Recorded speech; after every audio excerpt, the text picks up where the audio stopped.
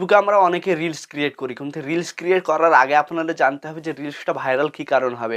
অনেকে হয়তো আমরা জানি না, সেই জায়গাটায় আপনাদের বলবো যে ট্রেন্ডিং রিলস ইউজ করেন। ট্রেন্ডিং রিলস কীভাবে বুঝতে পারবেন, আপনার প্রোফাইলে বা ফেসবুক পেজে কোনটা ট্রেন্ডিং রিলস চলছে, কোন ট্রেন্ডিংটা চললে আপনি সেই ট্রেন্ডিং অনুযায়ী সেই রিলস বা হ্যাশট্যাগুলো কপি করলে আপনার রিলসটা ভাইরাল হবে।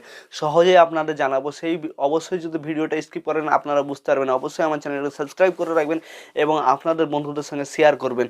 তাই আপনাদের প্রথমে তো আমি নিজের স্ক্রিন রেকর্ডিংটা অন করে নিব।